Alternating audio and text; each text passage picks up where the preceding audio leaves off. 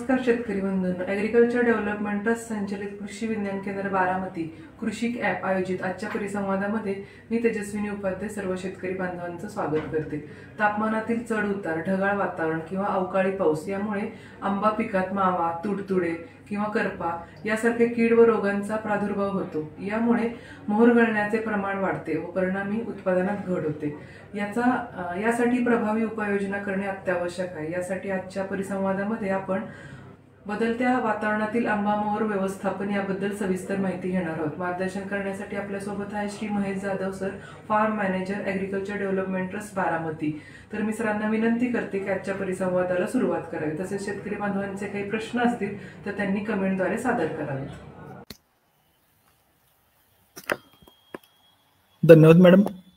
Agriculture development trust संचलित कृषी विज्ञान केंद्र बारामती व कृषिक ॲप यांचे संयुक्त विद्यमाने आता जो आपण सेशन घेणार आहोत त्यामध्ये मुख्यतः बदलत्या वातावरणातील आंबा बागेचं मोहर व्यवस्थापन याविषयी आपण चर्चा करणार आहोत.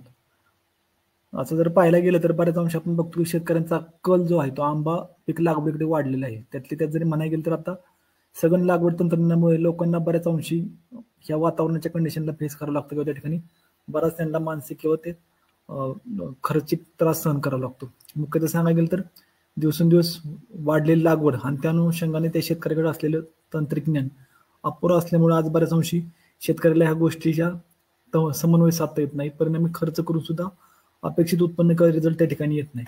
मग अशा कंडिशनला शेतकऱ्यांनी जर फळबाग व्यवस्थापन करायचंय तर कशा प्रकारे केलं पाहिजे त्या अनुषंगाने आज आपण या ठिकाणी चर्चा करणार आहोत. मुख्यतः म्हणायला जर गेलं आज बऱ्याच अंश आपण बघतोय की हर एक शेतकरी म्हणजे शेतकरी तर आहेच पण इतर जी कुटुंब आहेत हा प्रत्येक कुटुंबातला सदस्य आवडीने आणि हौसेनं आंबा फळ पीक प्रिफर करतो.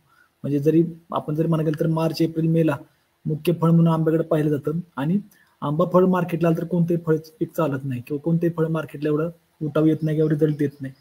तशा कंडिशनला जर आपण म्हटलं तर चांगल्या प्रकारचा माल किंवा चांगल्या प्रकारचं उत्पन्न जर आपल्याला काढायचं असेल तर तशा अनुषंगाने आपला मोहर जो आहे बागेतला तो चांगल्या प्रकारे आपल्याला जपणं गरजेचं आहे.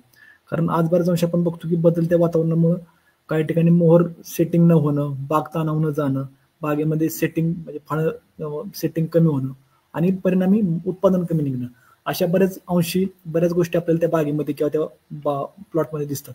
तशा कंडिशनला उत्तमरित्या जर आपल्याला बाग व्यवस्थापन करायचं असेल तर कशा प्रकारे आपण त्या ठिकाणी लक्ष दिलं पाहिजे, कशी बाग मॅनेज केली पाहिजे या संदर्भात आपण चर्चा करणार आहोत. आपण जर कृषकमध्ये जर पाहिलं असेल तर आपण त्यासाठी शेतकऱ्यांना माहिती हवी त्या अनुषंगाने आपण कृषकमध्ये आंब्याचा प्लॉट सुद्धा लोकांना माहितीसाठी केला होता की जर आयडियल बहार जर आपल्याला करायचं असेल तर कशा पद्धतीने आपल्याला ते तंत्रज्ञान आत्मसात केलं पाहिजे की कशा प्रकारे आपण ट्रीटमेंट केली पाहिजे.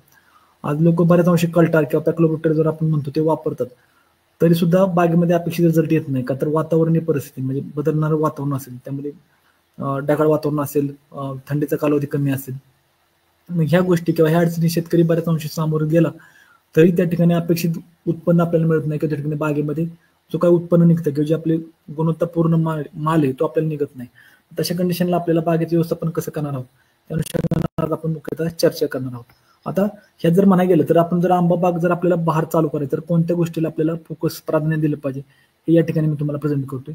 मुख्यतः जर म्हणायला गेलं तर आपल्या मोहरला म्हणजे बागेला जर मोहर आणायचंय तर आपल्याला मोहरासाठी आपल्याला कमीत कमी ऑक्टोबर नोव्हेंबरमध्ये आपल्याला त्या ठिकाणी बाग ताणावं असणं गरजेचं आहे जेणेकरून आपल्याला मार्च एप्रिलमध्ये आपल्याला बाग किंवा आपला माल त्या ठिकाणी मार्केटला येईल किंवा बाजारात आपल्याला ती फळ विकता येईल. आज बऱ्याच अंश होतं की शेतकऱ्यांची जमिनीची रेफरन्स आहे तो मुख्यतः हलकी जमीन आहे, काळी आहे किंवा मध्यम प्रकारची.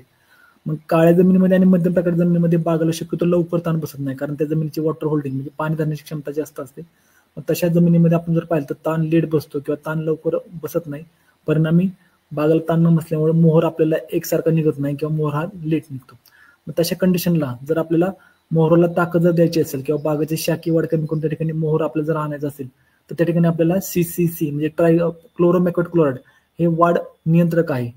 जसं आपण पीजीआर म्हणतो तसे पीजीआर मधले वाढ नियंत्रक म्हणून काम करणारं क्लोरोमॅक्वेट क्लोराइड किंवा CC नावाचा एक संजीवक आहे. त्याचा वापर आपण बागेला करायचा आहे. त्याचं जे प्रमाण आहे ते 1.5 ते 2 मिली प्रति लिटर पाणी व त्यासोबत आपल्याला 13-0-45 या विद्राव्य खताचा आपल्याला त्या ठिकाणी वापर करायचा आहे. आता हे दोन्ही एकत्र का घ्यायचं त्यामागचं कारण तुम्हाला सांगतो. 13-0-45 मुख्यतः आपल्याला जी काळी आहे त्या काळीमध्ये फ्लोरा बाहेर काढण्यासाठी मदत करणारे आणि जो लिओसिन किंवा क्लोरोमॅक्वेट क्लोराइड आहे तो मुख्यतः त्या बागेमधलं जी मोहरचं आहे तो युनिफॉर्मिटी म्हणजे एकसारखंपणा राखण्यामध्ये आपल्याला मदत करणार आहे. त्यामुळे आपल्याला दोन्हीचं प्रमाण जे आहे ते एकत्र घ्यायचं आहे. आता हे जर सांगायचं गेलं तर 1.5 ते 2 मिली प्रति लिटर आणि 13,045 15 ते 20 ग्रॅम घेऊन आपल्याला त्या ठिकाणी फवारणी करणं आवश्यक आहे. शिवाय जरी म्हणायला गेलं जर थंडी म्हणजे जरी आंब्यासाठी जर म्हणलं कमीत कमी थंडी आपली 7 डिग्री सेल्सिअस पण असलेली त्या म्हणजे मोहर येण्यासाठी उत्तम मानली जाते. त्यापेक्षा जर थंडी कमी झाली तर आपल्याला कृत्रिमरित्या त्या ठिकाणी आपल्याला हीट तयार करणं गरजेचं असतं. म्हणजे बागेमध्ये आपल्याला शेकोटी करणं असेल, थोडंसं धूर करणं असेल, त्या गोष्टी आपल्याला घ्याव्या लागतात. पण कमीत कमी 6 डिग्री सेल्सिअस तापमान हे जे बागेला आपल्याला मोहर येण्यासाठी उपयुक्त आहे.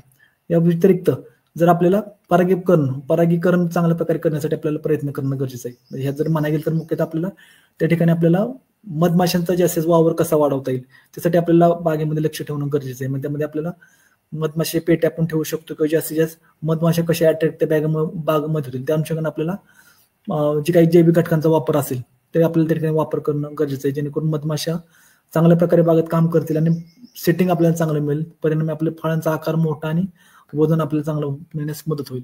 या व्यतिरिक्त जर आपण बघितलं असेल मुख्यतः बुरी रोग आणि रशीच्या किडीचा प्रॉब्लेम आपल्याला बागेमध्ये खूप दिसतो. म्हणजे कोणता बागेतला मोहर घ्या त्या ठिकाणी जरी वातावरणामध्ये जर काही बदल सारखी चेंजेस आपल्याला जाणवले म्हणजे ढगाळ वातावरण असेल किंवा तापमान वाढलेलं असेल, अनियमित थंडी असेल तर तशा कंडिशनला बागेमध्ये बुरी आणि रशीच्या किडीचा आपल्याला हमखास प्रादुर्भाव दिसतो.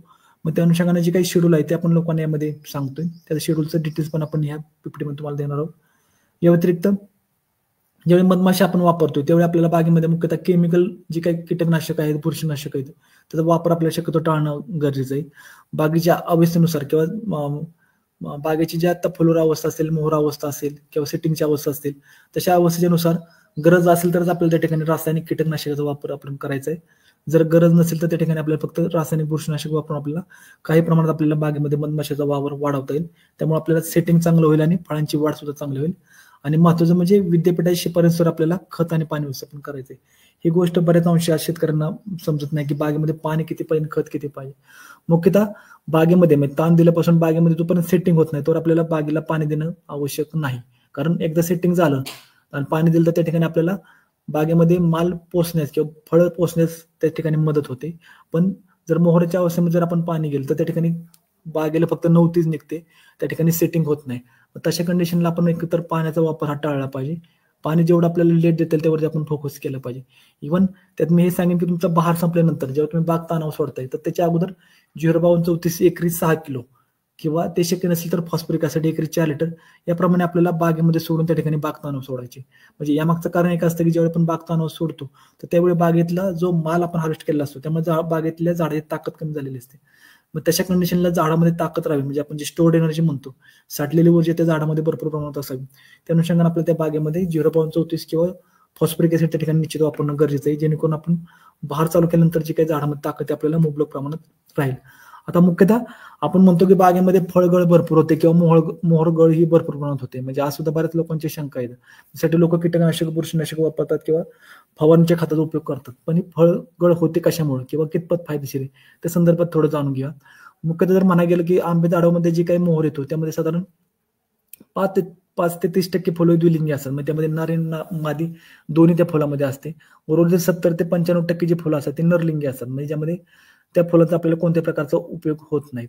आता ही जी द्विलिंगी फुलं आहेत त्यामध्ये आपल्याला परागीकरण चांगल्या प्रकारे होतं. परागीभवन झाल्यामुळे त्या ठिकाणी आपल्याला सेटिंग हे दिसून येतं.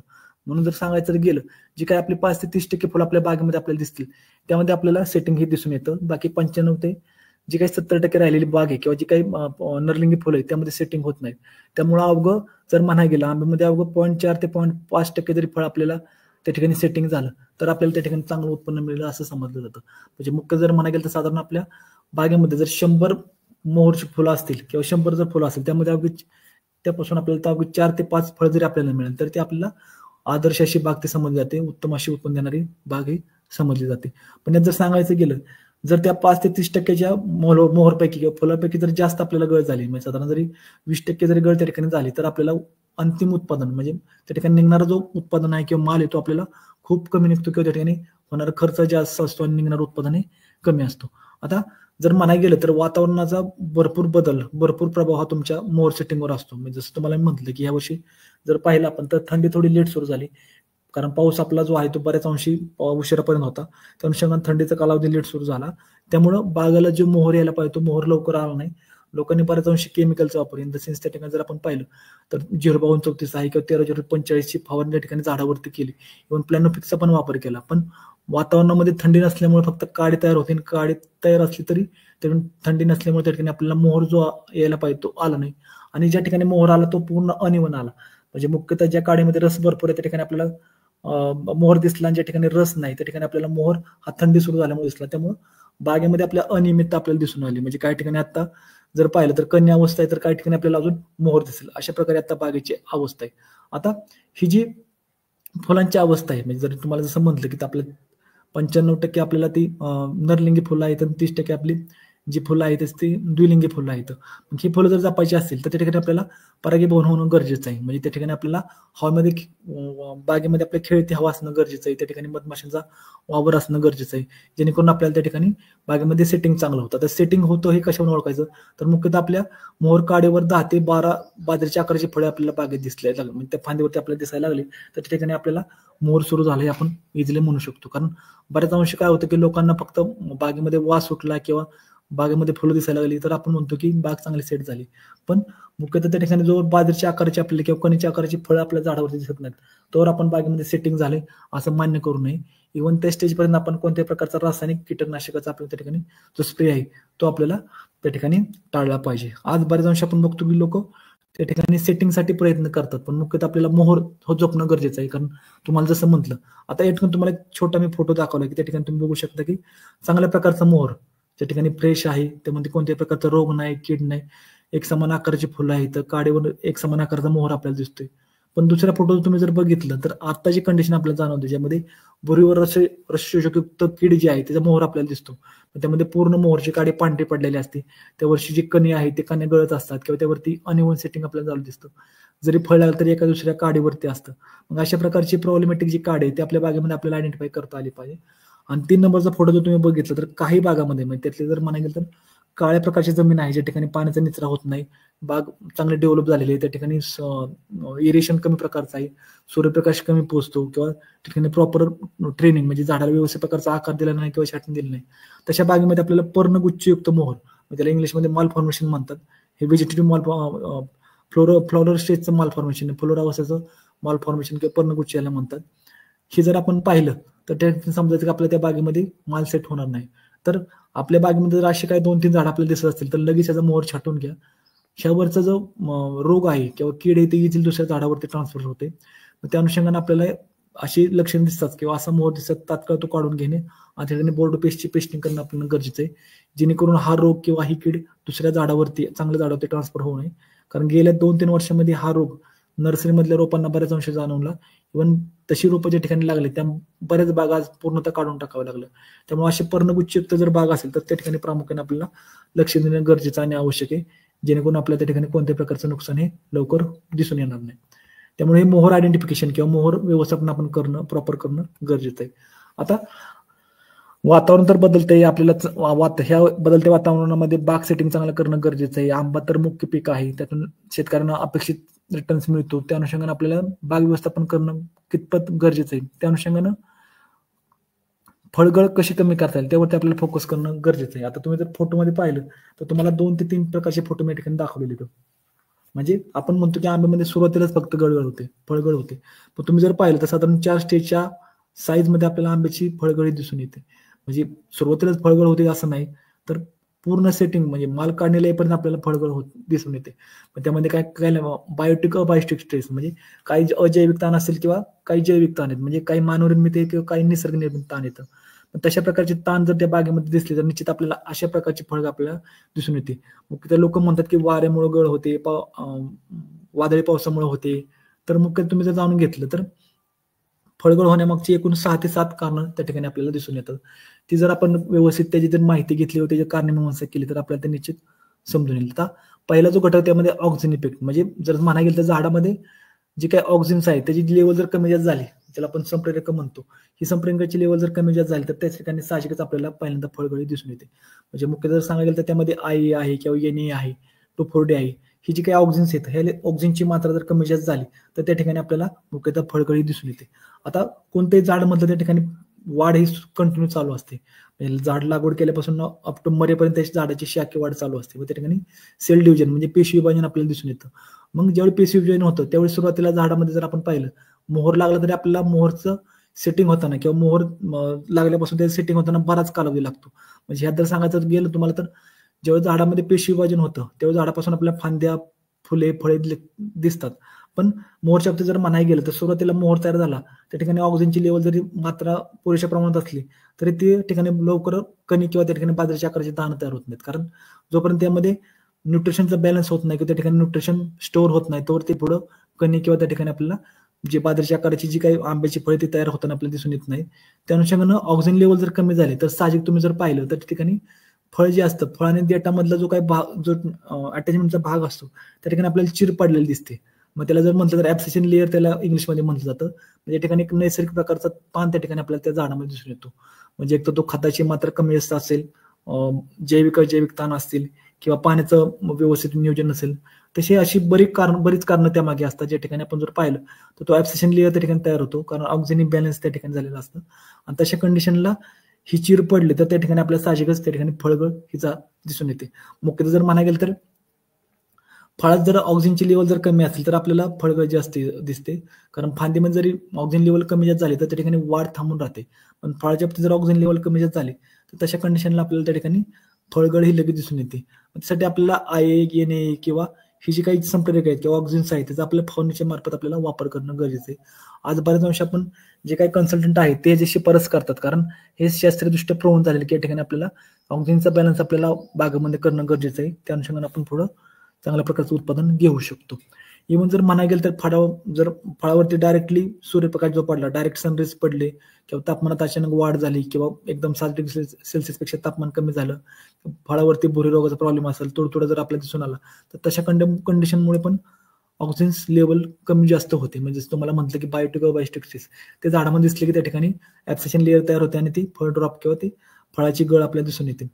आता दुसरा जो मुद्दा आहे त्यामध्ये आंबा जातीनुसार होणारी फळगळ. म्हणजे जरी म्हणायला गेलं तर यामध्ये जर उदाहरण द्यायचं झालं तर दशेरीसारखा आंबा आहे ज्यामध्ये देठ हा जाड असतो पण त्याच्या विरुद्ध जर लंगडाचा जर आपण देठ बघितला तर देठ हा पातळ असतो. म्हणजे साहजिकच त्या ठिकाणी जर हलकंसं वारं आलं किंवा त्या ठिकाणी जर ऑक्सिजनचा लेवल कमी जास्त झाली तर त्या ठिकाणी आपल्याला लगेच फळगळ दिसून येते.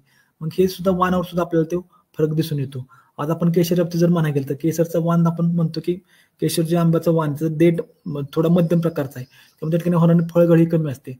पण जर ऑक्सिजन लेवल कमी जास्त झाली तर साहजिक त्या ठिकाणी आपल्याला त्या ठिकाणी गळ ही जास्त प्रमाणात दिसून येते. आता खराब हवामानात जर म्हणायला गेलं तर हा महत्वाचा मुद्दा की ज्या ठिकाणी आपल्याला मोहरावरती आपल्याला जास्त काम करावं लागतं त्या ठिकाणी आपल्याला गळ ही जास्त होते. मग त्यात जर म्हणायला गेलं तर दिवस आणि रात्रीचं तापमान म्हणजे तापमान वाढणं असेल, कमी होणं असेल किंवा अचानक त्यामध्ये होणारे बदल असतील, वातावरणामधली जी आर्द्रता आहे आर्द्रता अचानक वाढली कमी झाली म्हणजे रात्रीच्या वेळी आर्द्रता वाढणं, दिवसा कमी होणं हे कारण असेल, वादळी वातावरण म्हणजे वादळी पाऊस असेल, जोराचं वाहणारं वादळ वारा असेल किंवा हीट वेव्ज असतील, उष्णतेचे झळे असतील, मोसमी पाऊस असतील, धुकं असतील, मग ह्या गोष्टीमुळे कधी कधी रोगकीड वाढते, ऑक्सिजन लेवल कमी जास्त होते. मग अशा कंडिशनला सुद्धा आपल्याला त्या ठिकाणी फळगळीला सामोरं जावं लागतं. आता जर म्हणायला गेलं फळ जर लहान असताना फेब्रुवारी मार्चमध्ये जर तापमान एकदम 35 अंशाच्या वर गेल्यास तर फळामध्ये ऑक्सिजन लेवल नाश पावते म्हणजे ऍब्सेशन लेअर नष्ट होतो आणि त्या ठिकाणी फळगळी आपल्याला वाढलेली दिसते. त्याच अनुषंगाने मी या ठिकाणी म्हणेन की जर आपला बहार जर प्रॉपर टाइमला सुरू झाला म्हणजे ऑक्टोबर नोव्हेंबरला आपला ताण बसला तर निश्चित आपल्याला त्या ठिकाणी जे फळाची लहान अवस्था आहे ती आपल्याला डिसेंबरमध्ये आणता येईल किंवा जानेवारीमध्ये आणता येईल आणि जो फेब्रुवारी मार्चमध्ये एकदम जे तापमान वाढणार आहे त्यापासून आपल्या बागेचं संरक्षण कोणत्या ठिकाणी आपल्याला फळगळी कमी करता येईल. आता किडीमुळे जर आपण पाहिलं तर जास्त प्रमाणात लोकांच्या निदर्शनास येणारी गोष्ट आहे की त्या ठिकाणी किडीमुळे आपल्याला फळगळी जास्त दिसून येते म्हणजे मोहरची अवस्था असेल किंवा तयार होणाऱ्या फळाची अवस्था असेल तर तशा कंडिशनला आपल्या त्या ठिकाणी किडीमुळे गळही जास्त दिसून येते. मुख्यतः यामागचं कारण जर आपण पाहिलं तर तुडतुडे आणि फुलकिडे म्हणजे थ्रिप्स आणि जॅसिड ही महत्वाची जी किडे आहेत जी झाडाच्या मोहरावरती, कवळ्या फुटीवरती किंवा झाडाच्या कवळ्या पानामधून रस शोषण करतात आणि त्या ठिकाणी एक चिकट स्राव सोडतात म्हणजे ज्याला आपण त्यांची विष्ठा म्हणतो. ते विष्ठा त्या ठिकाणी सोडली की त्यानंतर एक चिकट द्रव असल्यामुळे त्या ठिकाणी लगेच फंगल इन्फेक्शन म्हणजे त्या ठिकाणी बुरशी तयार होते आणि त्या ठिकाणी आपण म्हणतो की त्या ठिकाणी रोग आला. पण मुख्य कारण त्या ठिकाणी असं म्हणजे ह्या रसशोषक किडी ह्या त्या ठिकाणी रस शोषणाचं काम करतात त्यामुळे त्या ठिकाणी जी झाडाची ताकद कमी पडते आणि त्या ठिकाणी गळीचं प्रमाण हे जास्त राहतं. इव्हन त्यात जर आपण बघितलं तर प्युअर क्वालिटी फ्रुट्स म्हणजे कमी गुणवत्तेची फळ सुद्धा आपल्याला ह्या गोष्टीमुळे दिसतात. पुढचा मुद्दा आहे तो रोगामुळे होणारी गळ. म्हणजे जसं म्हटलं की भुरी रोग किंवा करपा रोग, त्यातले जर भुरी रोग म्हटला तर साधारण 27 ते 31 डिग्री सेल्सिअस तापमान असेल, ढगाळ वातावरण असेल किंवा धुकं, ह्या गोष्टी मुख्यतः जर आपण म्हणायला गेला तर गळ होण्यास कारणीभूत आहेत. कारण ह्या 3 गोष्टी, ढगाळ वातावरण असेल, धुकं असेल किंवा 27 ते 31 डिग्री सेल्सिअस तापमान, हे जे वातावरण ते भुरी रोगासाठी आयडियल असं वातावरण आहे. तशी वातावरण जर तयार झालं तर त्या बागेमध्ये आपल्याला लगेच भुरी रोग दिसून येतो. किंवा त्या ठिकाणी आपल्याला जर आपण त्या मोहराचा भाग बघितले किंवा जर फळं बघितली, झाडाची पानं बघितली, खोडं बघितलं, आपल्या पांढऱ्या रंगाची बुरशी त्या ठिकाणी तयार झालेली दिसून येते, जी इझिली विजिबल आहे, म्हणजे आपल्या डोळ्यांनी आपण लगेच पाहू शकतो. मग ही बुरशी काय करते, त्या झाडातला पूर्ण अन्नरस शोषून घेते आणि त्या ठिकाणी जो फळ असेल, मोहर असेल, ते इझिली आपल्याला डोळ्यातून झालेलं दिसून येतं. ह्यात जरी म्हणायला गेलं तर साधारण 30 ते 90% आपल्याला त्या ठिकाणी फळांचे नुकसान होते. इव्हन ते जर कर्करोग जरी उदाहरण द्यायचं झालं तर फळाचं देठ असेल, मोहर असेल किंवा फळं असतील, पूर्ण काळं पडतं किंवा जी नवती आपण म्हणतो ते नवती सुद्धा या ठिकाणी काळी पडते. एक साधारण दमट वातावरण ह्या रोगाला आमंत्रण करण्यासाठी फायदेशीर असतं. त्यामुळे शक्यतो दमट वातावरणाच्या कंडिशनला बागेमध्ये आपल्याला स्प्रे आपल्याला करणं गरजेचं आहे. पुढचा मुद्दा आहे तो पोषण द्रव्याच्या कमतरतेमुळे होणारी गळ. म्हणजे आज आपण जर डाळिंबमध्ये पाहिलं, डाळिंब असेल, द्राक्ष असेल किंवा इतर फळपिकामध्ये पाहिलं तर मुख्यतः लोक आवर्जून खत व्यवस्थापन करतात. पण त्यामध्ये तुम्ही जर पाहिलं तर डाळिंबासाठी चकाकी आणणं असेल, वजन वाढवणं असेल, त्या सेटिंग वाढवणं असेल, त्यासाठी लोक फोलिओ स्प्रे असेल, ड्रिपमधनं विविध प्रकारच्या ग्रेड्स वापरतात. तशाच अनुषंगाने आपल्याला जर आंब्यामध्ये जर आपण काम केलं तर निश्चित आपल्याला फळाची गुणवत्ता, त्यामध्ये एक समान आकाराची फळं असतील, एक समान वजनाची फळं असतील, एक समान गोडी असेल, एक समान त्याला चकाकी असेल, अशा प्रकारची जर फळं आपल्याला तयार करायची असेल त्यासाठी आपल्याला पोषण मूल्यावरती आपल्याला काम करणं गरजेचं आहे. त्यासाठी प्राथमिक म्हणून अन्नद्रव्य आहेत, दुय्यम आहेत, हवेतून आणि पाण्यातून घेतली जाणारे अन्नद्रव्य आहेत आणि सूक्ष्म अन्नद्रव्य आहेत. ह्या सर्वांचा झाडाच्या गरजेनुसार आपल्याला त्या ठिकाणी वापर करणं गरजेचं आहे. त्यासाठी आपल्याला सुरुवातीलाच माती परीक्षण करून त्या ठिकाणी आपल्याला बाग लागवड करणं आवश्यक आहे, जेणेकरून पिकाच्या वाढीच्या गरजेनुसार, अवस्थेनुसार कोणते अन्नद्रव्य आपल्याला कमी पडतायत, जास्त पडतायत, त्याप्रमाणे आपल्याला त्या पिकाला देता येतील आणि एक समान आपल्याला उत्पन्न घेता येईल. आता जेव्हा आपण फळगळ आपल्याला दिसते की बागेमध्ये फळगळ सुरू झालेली आपल्याला त्या ठिकाणी नुकसान होण्याच्या वाटेवरती आहे, मग तशा कंडिशनला ते होऊ नये तर त्या अनुषंगाने आपल्याला प्रिव्हेंटिव्ह मेजरमध्ये काम काय केलं पाहिजे त्या संदर्भात थोडी आपण त्या ठिकाणी माहिती जाणून घेऊया. महत्त्वाचा मुद्दा आहे तो संजीवकाचा वापर. म्हणजे जो आपण ऑक्सिजन इफेक्ट आपण जो पाहिला तर ऑक्सिजन बॅलन्सिंगसाठी आपल्या त्या ठिकाणी PGR म्हणजे plant growth regulator in the sense संजीवकाचा वापर करणं आपल्याला गरजेचं आहे. आता त्यात पहिला मुद्दा आहे की सेटिंग झाल्याबरोबर जिब्रेलिक ऍसिड म्हणजे जे आहे 50 ppm म्हणजे साधारण 1 ग्रॅम प्रति 20 लिटर पाण्याप्रमाणे घेऊन आपल्याला त्या ठिकाणी फवारणी करणं गरजेचं आहे. म्हणजे साधारण जरी म्हटलं तर एकराला 200 लिटर पाणी लागतं आपल्याला. 200 लिटर पाण्यासाठी आपल्याला 10 ग्रॅम GA घेऊन त्या ठिकाणी आपल्याला पूर्ण बागेवरती आपल्याला सेटिंग झाल्यावरती फवारणी घेणं गरजेचं आहे. त्यानंतर लगेचच युरिया 2% म्हणजे साधारण 20 ग्रॅम लिटरला आणि कार्बन डायझिम जे बुरशीनाशक आहे, रासायनिक बुरशीनाशक, ते 2 ग्रॅम प्रति लिटर पाणी घेऊन आपल्याला एक फवारणी घेणं गरजेचं आहे. आता या 2 फवारणी घेताना आपल्याला काळजी घ्यायची, जी पहिली फवारणी आपली GA राहील, त्यानंतर साधारण 4 ते 5 दिवसांनी आपल्याला दुसरी फवारणी आपल्याला जी घ्यायची त्यामध्ये युरिया आणि 22 ही दुसरी फवारणी आपल्याला 4 ते 5 दिवसाच्या अंतराने घेणं गरजेचं आहे. जेणेकरून हे जर आपण आपल्याला जर फवारणी गेलं तर साहजिक आपल्या सुरुवातीचा जो इम्बॅलन्सिंग जो झालेला आहे बागेतलं ते आपल्याला कंट्रोल करता येईल, आपल्याला सेटिंग वाढवता येईल.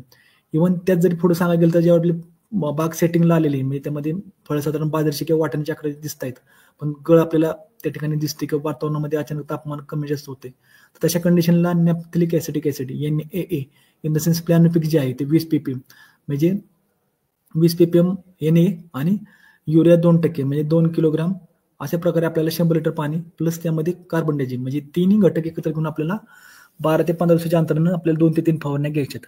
म्हणजे आज बऱ्याच अंश आपण म्हणतो की बाजरीच्या आकाराची किंवा वाटाण्याच्या आकाराची असताना गळ आपल्याला सर्रास दिसून येते.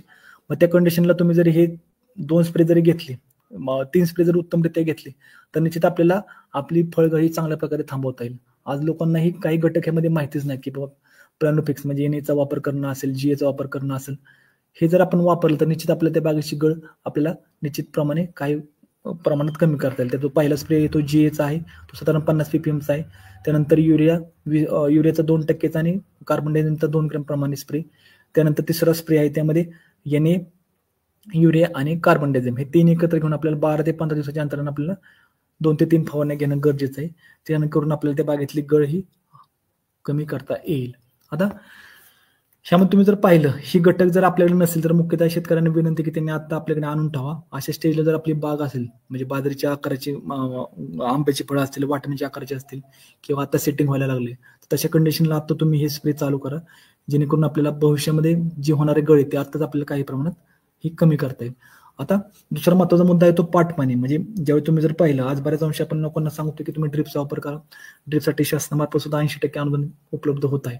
तशा कंडिशनला जर ड्रिपचा वापर आपल्याला करणं शक्य नसेल किंवा त्या ठिकाणी जर आपल्याला ड्रिपचा वापर शक्य करून जर पाणी देणं शक्य होत असेल, पण वातावरणीय परिस्थिती थोडी वेगळी असेल, मग त्या ठिकाणी हवेमध्ये कोरडेपणा जर जास्त असेल, तर तशा कंडिशनला बागेतील आर्द्रता मेंटेन करण्यासाठी आपल्याला त्या ठिकाणी पाटपाणी देणं गरजेचं आहे. मग साधारण जरी म्हणा गेलं तर 35 डिग्री सेल्सिअसच्या पुढे जर बागेतलं तापमान जात असेल, तर तशा कंडिशनला आपल्याला पाटपाणी देणं गरजेचं आहे, जेणेकरून जी प्लॅन्टची कॅनोपी आहे, म्हणजे जो झाडाचा जे काही एरिया आहे त्यामधलं जे काही वाढलेलं तापमान आहे ते आपल्याला कमी करता येईल, त्या ठिकाणी आर्द्रता मेंटेन करता येईल आणि तापमान वाढल्यामुळे जी काही गळ होते ती गळ आपल्याला काहीशा प्रमाणात कमी करता येईल. त्यासाठी मुख्यतः आपल्याला काळजी घ्यायची की फेब्रुवारी मार्चमध्ये साधारण बागेचं तापमान जर हळूहळू वाढतंय, 35 डिग्री सेल्सिअस जर पुढे जायला लागलं, त्या ठिकाणी 2 ते 3 पाण्याच्या पाळ्या त्या ठिकाणी देणं गरजेचं आहे. इव्हन लिंबाच्या आकाराची फळं ज्या ठिकाणी जोपर्यंत तयार होत नाही तोपर्यंत जर एखादं पाणी आपण जास्तीत दिलं तरी ते निश्चित आपल्या बागेला फायदेशीर म्हणून काम करतं. आता तुम्ही जर या बागेमध्ये पाहिलं तर मुख्यतः आपण म्हणतो की बागेला माल सेटिंग झाल्यानंतर त्या ठिकाणी कोणत्या प्रकारचा अंतर मशागत करू नये. मग त्या ठिकाणी कल्टिवेटर मारणं असेल, रोटर मारणं असेल, ह्या गोष्टी आपण त्या ठिकाणी करू नयेत. कारण त्या ठिकाणी जर तशी जर कामं केली त्या बागेतलं जर ओलावा नष्ट झाला तर साहजिकच ते बागेमध्ये आपल्याला इझिली ड्रॉपिंग आपल्याला दिसून येतं. मग त्या ठिकाणी मोहरगळ असेल, फळगळ असेल, कणीगळ आपल्याला दिसून येते. मग तशा कंडिशनला कोणत्या प्रकारचे आंतरमशागत आपण करू नये. इव्हन त्या ठिकाणी शक्य झालं तर आपल्याला जो ग्रास कटर आहे त्याचा वापर करून आपण ते गवत तिथे छेडणी करू शकतो जागेवरती, त्याचा आपण तणाचा बंदोबस्त करू शकतो. इव्हन बहारच्या सुरुवातीला जर आपण त्या ठिकाणी मल्चिंग म्हणजे आच्छादनाचा जर आपण वापर केला, त्यामध्ये प्लास्टिक असेल किंवा पास्टर जर आच्छादन आपण केलं तर भविष्यामध्ये आपल्याला त्या ठिकाणी गवताचं नियंत्रण चांगल्या प्रकारे राहील, जेणेकरून आपल्याला थ्रिप्स आणि ह्याचा प्रॉब्लेम जो आहे जेसिडचा आपल्याला काही प्रमाणात लवकर कमी करता येईल. मग त्या अनुषंगाने आपल्याला सुरुवातीलाच काळजी घेणं गरजेचं आहे. उभ्या बागेमध्ये कोणत्याही प्रकारचा रोटर कल्टिवेटर आपण मारू नये, जेणेकरून बागेमधली जी काही फळं आहे किंवा सेटिंग ते आपल्याला कमी होईल. तिसरा महत्वाचा मुद्दा आहे त्यामध्ये पोटॅशियम नायट्रेट म्हणजे KMnO3ची फवारणी आपल्याला बागेमध्ये करणं गरजेचं आहे. मुख्यतः 10 ग्रॅम प्रति लिटर पाणी याप्रमाणे जर आपण 1 ते 2 फवारण्याचं जर नियोजन केलं किंवा 1 ते 2 फवारण्या जर आपण बागेमध्ये घेतल्या तर जी काही अबायोटिक स्ट्रेस आहे जो बागेमध्ये नैसर्गिक ताण जो आहे तो ताण आपल्याला काही प्रमाणात त्या झाडावरचा कमी करता येईल आणि बागेमध्ये आपल्याला सेटिंग चांगल्या प्रमाणे राखता येईल. इव्हन त्यात एक लक्ष तुम्ही घ्या की जर त्या ठिकाणी बागेमध्ये काही शेंडे पिवळे असतील किंवा शेंडा जर आपल्याला चालत नसेल, तशा कंडिशनला आपल्याला सूक्ष्म अन्नद्रव्य म्हणजे मायक्रोन्यूट्रिएंट कॉम्बी जे आपण म्हणतो सेकंड ग्रेड फर्टिलायझर, त्या जरी आपण जरी वापर केला तर कोणत्या प्रकारचे जे काही पिवळेपणा असेल किंवा बागेमध्ये कमतरता आहे ते आपल्याला पूर्णतः कव्हर करता येईल आणि बागेमध्ये सेटिंग आपल्याला कायम एकसारखं राखता येईल. इव्हन जे काळ्या आणि भारी जमीन आहेत ज्यामध्ये आपण आंब्याची लागवड केली आहे तशा जमिनीमध्ये जर आपण पाहिलं तर झिंकची कमतरता ही आपल्याला जास्त दिसून येते. तशा कंडिशनला आपल्याला झिंक सल्फेटचा जो स्प्रे आहे तो 5 ग्रॅम प्रति लिटर प्रमाणे आपण त्या ठिकाणी जरी घेतला तर आपल्याला त्या ठिकाणी बागेमधला जो काही झिंकची डिफिशियन्सी ते आपल्याला कव्हर करता येईल. ह्यात जर उदाहरण द्यायचं झालं तर तुम्हाला ही जर डिफिशियन्सी जर जाणून घ्यायची असेल तर संत्रा आणि मोसंबी पिकामध्ये तुम्ही आवर्जून बघा, त्या ठिकाणी आपल्याला 2 शिरामधला भाग किंवा त्या ठिकाणी जो पानाचा कवळे पान आहे त्या ठिकाणी आपल्याला लगेच पिवळेपणा दिसून येतो. तशा प्रकारचं ऑब्झर्वेशन आंब्यामध्ये दिसत नाही, पण एक प्रिव्हेंटिव्ह मेजर म्हणून म्हणजे पिवळेपणा जर आपल्याला छोट्या नवीन फुटीवर दिसत असेल तर तशा कंडिशनला आपल्या ठिकाणी झिंक सल्फेटची फवारणी जर आपल्याला केली तर 5 ग्रॅम प्रति लिटर पाण्यामध्ये तर आपल्याला त्या ठिकाणी काही प्रमाणात आपल्याला झाडाचा पिवळेपणा नष्ट करता येईल, झाडाची वाढ आपल्याला त्या ठिकाणी चांगली करता येईल. पुढचा मुद्दा आहे तो वारा प्रतिबंधक झाडांची लागवड. म्हणजे आपण बऱ्याच अंशी बघतो की आज शासनाचे सुद्धा प्रोजेक्ट आहेत किंवा एनजीओ सुद्धा या ठिकाणी काम करतात.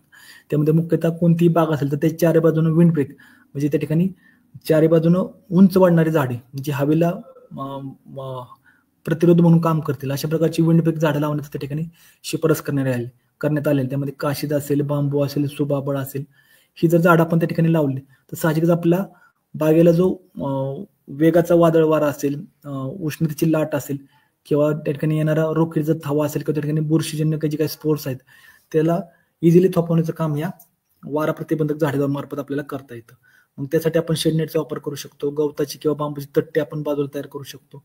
या अनुषंगाने जर आपण त्या ठिकाणी विंड डायरेक्शन किंवा त्या विंडला जर ब्रेक केलं, वाऱ्याला जर ब्रेक केलं तर आपल्या मुख्य बागेतली फळांची होणारी गळ असेल, त्या ठिकाणी मायक्रो क्लायमेट असेल, त्या ठिकाणी मोहर असेल, ह्या जर मेंटेन करण्याचं काम त्या ठिकाणी विंडब्रेक म्हणजे जे काही वारा प्रतिबंधक झाड आहेत त्यांच्या मार्फत केलं जातं. इव्हन त्या पिकातलं मायक्रो क्लायमेट म्हणजे जसं आपण म्हणतो की आर्द्रता मेंटेनन्ससाठी आपल्याला पाटपान द्यायचंय, त्या ठिकाणी जर विंडब्रेक जर म्हणून आपण त्या ठिकाणी वारा प्रतिबंधक झाडं जर लावली तर साहजिक त्या ठिकाणी आपल्याला पाटपाणी सुद्धा गरज लागणार नाही. त्यामुळे जर आपल्याला वारा प्रतिबंधक झाडं लावली, बागेभोवती लावली, तर निश्चित आपल्याला त्या ठिकाणी फायदेशीर म्हणून काम करतात. आता सिंचन करताना मुख्यतः आपण म्हणतो की ड्रिपचा वापर करणं गरजेचं आहे, जेणेकरून पिकाचा बहार झाल्यानंतर, आंब्याचा बहार झाल्यानंतर बहार संपेपर्यंत एकसारख्या गुणवत्तेचं, एकसारख्या क्वांटिटीमध्ये म्हणजे समप्रमाणात पाणी विभागलं जावं. त्या अनुषंगाने आपण जर त्या ठिकाणी ड्रिपचा वापर केला तर निश्चित आपल्याला त्या ठिकाणी फायदेशीर रिझल्ट येतात. ड्रिपचा दुसरा मुद्दा सांगायला गेला तर आपल्याला फर्टिगेशन प्रणाली इझी होऊन जाते. म्हणजे त्या ठिकाणी आपल्याला पिकाच्या वाढीच्या अवस्थेनुसार आपल्या ठिकाणी खत व्यवस्थापन करणं गरजेचं आहे.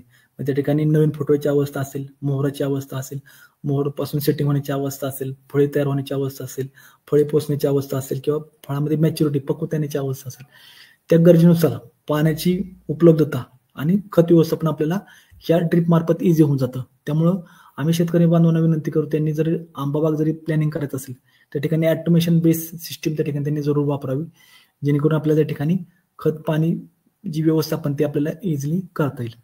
आता पुढचा मुद्दा जो आहे तो मध्ये रोग आणि कीड नियंत्रण. म्हणजे आज कोणते फळपीक जरी म्हणलं त्यामध्ये मॅक्झिमम म्हणजे जास्तीत जर उत्पन्न आपल्याला जर काढायचं असेल त्या ठिकाणी आपल्याला रोग आणि कीड नियंत्रण करणं गरजेचं आहे, ज्या अनुषंगाने आपल्याला 30% पर्यंत आपला जो उत्पन्नाचा तोटा होतोय तो आपल्याला टाळता येईल.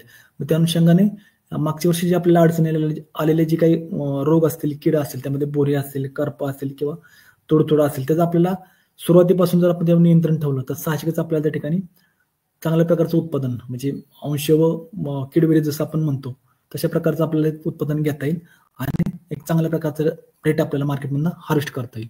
आता जर आपल्याला आंबा बागेमध्ये चांगल्या प्रकारचा मोहर काढायचा आहे तर आपल्याला कोणत्या गोष्टी प्राधान्य केलं पाहिजे ते थोडक्यात त्या ठिकाणी मी मीमांसा केलेली आहे. म्हणजे जर सांगायला गेलं तर आपल्याला मोहर लवकर बाहेर पडला पाहिजे, मोहर एकसारखा बाहेर पडला पाहिजे, त्यासाठी आपल्याला पाण्याचा ताण गरजेचा असतो. पाण्याचा ताण जर नाही बसला तर आपल्याला त्या ठिकाणी बाग सेटिंगला येत नाही. इव्हन त्यामध्ये पाण्याचा ताण जर चांगला बसला तर फुलांचं रूपांतर चांगल्या प्रकारे आपल्याला सेटिंग म्हणजे जे आपण म्हणतो की conversion ratio flower to fruit, हा कन्व्हर्जन रेशिओ आपल्याला चांगल्या प्रकारे दिसतो. त्या अनुषंगाने आपल्याला त्या ठिकाणी मोहर नियोजन करणं गरजेचं आहे. आता त्या चांगल्या प्रकारचं जर मोहन आपल्याला बागेतनं काढायचं आहे किंवा त्या ठिकाणी आपल्याला मोहरसाठी प्लॅनिंग जर आपण करतोय तर कोणत्या गोष्टी आपण केल्या पाहिजेत. आता ह्या गोष्टी करताना आपल्याला मुख्यतः ऑक्टोबर नोव्हेंबर महिना लक्षात घेणं गरजेचं आहे. त्यात जर म्हटलं तर पहिली फवारणी जी आपल्याला घ्यायची त्यामध्ये पोटॅशियम नायट्रेट असेल, मायक्रोन्यूट्रिएंट कॉम्बी सेकंड ग्रेड असेल आणि NAA, ह्या 3 गोष्टी आपली पहिल्या फवारणी आपल्या बागेमध्ये जाणं गरजेचं आहे. त्यामध्ये जर प्रमाण घेतलं तर प्रति लिटर पाण्यासाठी आपल्याला पोटॅशियम नायट्रेट हे 3 ग्रॅम, सूक्ष्म अन्नद्रव्य किंवा कॉम्बी जर म्हणतात 1.5 ग्रॅम आणि NAA हे जे प्रमाण आहे ते 0.2 मिली, हे 3 औषधं पहिली फवारणीमध्ये आपण देणं गरजेचं आहे. दुसरी फवारणी जी आहे ती साधारण 12 दिवसांनी घेते. म्हणजे पहिली फवारणी झाल्यानंतर 12 दिवसांनी आपल्याला दुसरी फवारणी घ्यायची. त्यामध्ये 0050 असेल, वेटेबल सल्फर असेल आणि मॉलिब्डेनम असेल. आता मॉलिब्डेनम आपल्याला डायरेक्टली मिळणार नाही, तरी आपण पोटॅशियम मॉलिब्डेटचा जरी वापर केला तरी आपण चालू शकतो. त्यामध्ये 0050 साधारण 4 ग्रॅम लिटरला, वेटेबल सल्फर 2 ग्रॅम लिटरला आणि पोटॅशियम मॉलिब्डेट आहे ते अर्धा ग्रॅम प्रति लिटर पाणी. हे प्रमाण आपली दुसरी फवारणी आहे ते पहिल्या फवारणीनंतर 12 दिवसांनी आपल्याला घेणं गरजेचं आहे. आता तिसरी फवारणी जी आपण घेणार ते साधारण दुसऱ्या फवारणीनंतर 5 दिवसांनी आपल्याला त्या ठिकाणी तिसरी फवारणी घ्यायची. त्यासाठी आपल्याला कीटकनाशक आणि बुरशीनाशकाचा आपल्या ठिकाणी वापर करणं गरजेचं आहे. त्यामध्ये कराटे कीटकनाशक जे आहे त्यामध्ये लॅम्बडोसायलोथेन घटक आहे आणि साप बुरशीनाशक ज्यामध्ये मँकोजेब प्लस कार्बनडायझेम म्हणजे संयुक्त बुरशीनाशक ठिकाणी आहे. म्हणजे कॉन्टॅक्ट प्लस सिस्टमिक, स्पर्शजन्य आणि आंतरप्रवाह अशा दोन्ही प्रकारची त्या ठिकाणी बुरशी नाशकच असलेलं जे साप बुरशीनाशक आहे या दोनांचे प्रमाण साधारण 1 ग्रॅम 1.5 ग्रॅम साप बुरशीनाशक आणि 1 मिली कराटे कीटकनाशक हे दोन्ही एकत्र जरी आपण घेतलं तर आपल्याला त्या ठिकाणी मोहर फुटताना जे काही सुरुवातीला जे काही फुलकिडे असेल, थ्रिप्स असेल ते आपल्याला त्या ठिकाणी कंट्रोल करता येईल किंवा करप्यासारखा जो काही रोगाचा प्रादुर्भाव असेल तो आपल्याला नियंत्रित करता येईल. तिसऱ्या फवारणीनंतर चौथी फवारणी ती आपल्या 15 दिवसांनी घ्यायची, ज्यामध्ये पोटॅशियम नायट्रेट असेल, मायक्रोन्यूट्रिएंट कॉम्बी असेल आणि NAA हे तिन्हीचा आपल्याला चौथ्या फवारणीसाठी वापर करायचा आहे. ज्यामध्ये पोटॅशियम नायट्रेट 3 ग्रॅमने असेल, सूक्ष्म अन्नद्रव्य 1.5 ग्रॅमने असेल आणि NAA असेल तो साधारण 0.2 मिलीने. हे तुम्ही जर पाहिलं तर साधारण जो पहिला स्प्रे आपण जो घेतोय तो स्प्रे साधारण आपण या ठिकाणी जर विचार केला तर पहिला स्प्रे जो आहे साधारण 30 दिवसांनी आपण पुन्हा या ठिकाणी रिपीट करतोय. म्हणजे मग त्या झाडामध्ये जर काही कोणत्या प्रकारची कमतरता त्या ठिकाणी जाणवत असेल किंवा झाडामध्ये ऑक्सिजन लेवल इम्बॅलन्स असेल तर तो बॅलन्स करण्याचं काम या ठिकाणी आपण चौथ्या फवारणीमध्ये करतोय. आणि जी 5वी फवारणी ती साधारण 4थ्या फवारणीनंतर 5 दिवसांनी आपल्याला करायची. त्यामध्ये निममार्क आणि सल्फर ह्या 2 औषधांचा वापर आपल्याला त्या ठिकाणी करायचा आहे. निममार्क जर घेतलं तरी साधारण 3 मिली प्रति लिटर पाणी आणि सल्फर जर घेतलं यामध्ये वेटेबल सल्फर फॉर्मेशन आपल्याला मिळेल, साधारण 2 ग्रॅम प्रति लिटर पाणी प्रमाणे आपल्याला घ्यायचंय. आता मुख्यतः एक काळजी आपण घ्यायची, ज्यावेळी आपण बागेमध्ये कोणत्या प्रकारचा रोग कीड नियंत्रणासाठी आपण काम करतोय त्यावेळी आपल्याला जैविक पद्धतीने आपल्याला रोग कीड नियंत्रणासाठी आपल्याला बागेमध्ये चिकट सापळे आपल्याला आवर्जून लावायचे, जेणेकरून जी काही रोग कीड आपल्या बागेमध्ये मुवमेंट करते त्याला आपल्याला 100% कंट्रोल मिळवण्यासाठी चिकट सापळे काम करतात. आता ही झाली तुम्हाला 5 फवारणी मी सांगितल्या, पण काही कारणास्तव ते जर आपल्याला शक्य झालं नाही की आपल्याला ती स्प्रे जर घेताच आले नाहीत तर आपल्याला पुढील गोष्टी आपल्याला लगेच तात्परतेने करणं गरजेचं आहे. त्यामध्ये फवारणीसाठी जर म्हटलं तर पहिला पर्याय तो कॉन्प्युटर सुपर कॉन्प्युटर किंवा कॉन्प्युटर नावाचं कीटकनाशक साधारण 4 मिली आणि सोबत त्यावर साप नावाचं रासायनिक बुरशीनाशक हे आपल्याला 20 ग्रॅम, म्हणजे साधारण एका पंपाला 10 लिटर पाण्याला जरी म्हटलं तरी 20 ग्रॅम साप पावडर आणि 4 मिली कॉन्प्युटर घ्यावं लागेल. इव्हन जर 20 लिटरचा पंप असेल तर साधारण 40 ग्रॅम साप पावडर आणि कॉन्प्युटर साधारण 8 मिली पंपाला घेऊन आपण पूर्ण बागेवरती एकसारखी फवारणी आपल्याला करणं गरजेचं आहे. फवारणी घेताना शक्यतो सकाळी लवकर म्हणजे 11च्या आधीवरून संध्याकाळी 4 नंतर आपल्याला फवारणी घेणं गरजेचं आहे, जेणेकरून त्या ठिकाणी आपल्याला टोमॅटो जो ओपन राहील त्या ठिकाणी इझिली औषध ते आपलं काम करणं चालू केलं. पण तशा कंडिशनला जर तुम्हाला रासायनिक कीटकनाशक जर उपलब्ध झाले नाहीत किंवा तुम्हाला जर जैविक पद्धतीने जर तुम्हाला बाग नियंत्रण करायची किंवा बाग आपल्याला तयार करायची, त्यासाठी आपल्याला जैविक कीटकनाशक आणि जैविक बुरशीनाशक त्यामध्ये व्हर्टिसियम लेक्टॅनी 40 मिली आणि सुडोमोनास फ्लोरोसन्स 40 मिली हे दोन्ही एकत्र प्लस त्यासोबत ताक जर आपण घेतलं साधारण 50 मिली तर अशा प्रकारे 10 लिटर पाणी घेऊन आपण त्यासाठी फवारणी करू शकतो. साधारण तरी मधलं एकराला 200 लिटर आपल्याला पाणी लागतं. 200 लिटर पाण्यासाठी आपल्याला साधारण हे 80 मिली व्हर्टिसियम लेक्टॅनी सुडोमोनास फ्लोरोसन्स आहे ते 80 मिली ते आपण घेऊन त्या ठिकाणी आपल्याला आणि ताक जे आहे ते ताक साधारण आपल्याला 1 लिटर आपण घेऊन त्या ठिकाणी बागेवरती आपण फवारणी जर घेतली तर काही प्रमाणात आपल्याला सुरुवातीपासून रोग आणि किडीवर आपल्याला नियंत्रण मिळवता येतं. आता ह्यात महत्वाची गोष्ट आपण एक लक्षात घेतली पाहिजे, तर ढगाळ वातावरण जर असेल तर त्या ठिकाणी आपल्याला पाट पाणी देणं शक्यतो टाळावं, कारण त्या ठिकाणी जर ढगाळ वातावरणामध्ये पाट पाणी दिलं साहजिकच आर्द्रता वाढेल. आर्द्रता वाढल्याने त्या ठिकाणी जे तापमान आहे ते तापमान कमी झाल्यानंतर त्या ठिकाणी आपल्याला भुरीचा प्रॉब्लेम आपल्याला दिसू शकतो. तशा कंडिशनला भुरी असेल, करपा असेल, रशीच्या किडीचा प्रॉब्लेम जर वाढला त्या ठिकाणी आपल्याला पुन्हा ही स्प्रे जी आहे तिचं शेड्यूल पुन्हा रिपीट करावं लागतं. मग त्या अनुषंगाने आपण त्या ठिकाणी ढगाळ वातावरणामध्ये पाटपाणी देऊ नये. पुढे जर गेलं आंब्यामध्ये जर सेटिंग चांगल्या प्रकारे जर आपल्याला करायचं असेल तर आपल्या मुख्यतः झाडामध्ये फॉस्फरस आणि पोटॅश लेवल वाढवणं आवश्यक आहे. जसं तुम्हाला मगाशी म्हटलं की जर आपल्याला शक्य झालं तर बाग तणाव सोडण्या अगोदर त्या ठिकाणी आपल्याला 0.34 किंवा फॉस्फरिक ऍसिड जर आपण वापरलं तर साहजिक आपल्याला सेटिंग म्हणजे बागेमध्ये 9 ते 1 सारखी निघेल, 9 तिला ताकद एकसारखी राहील, त्यामध्ये कोणत्याही प्रकारची कमतरता राहणार नाही. त्या अनुषंगाने आपल्याला सेटिंग चांगलं मिळेल. मग तशा कंडिशनला जर आपण झाडातलं जर फॉस्फरस पोटॅश लेवल आपल्याला जर वाढवायचे असेल तर त्या ठिकाणी आपल्याला 0.27 7.5 किलो आपल्याला प्रति 500 झाडाप्रमाणे आपल्याला त्या ठिकाणी द्यायचंय. साधारण जरी म्हणलं 15 किलो 1000 झाडांना आपल्याला लागेल. जरी आपली जरी म्हणा गेलं तर 10/4 वरती जर आपल्याला लागण असेल तर साधारण 1000 झाड आपल्याला एकरी बसत. तशा कंडिशनला 15 किलो 0.28 त्यानंतर इसाबेन 1 लिटर म्हणजे अॅमिनो ऍसिड बेस आहे तो आपण कोणताही वापरू शकतो आणि प्लस एम्बिशन ज्यामध्ये फ्युलिक ऍसिड बेस आहे तो आपण त्यासोबत घ्यायचा आहे आणि बोरॉन साधारण 1 किलो म्हणजे जरी आपलं 1000 झाड असेल तर 2 किलो बोरॉन आपल्याला त्या ठिकाणी घ्यावं लागेल.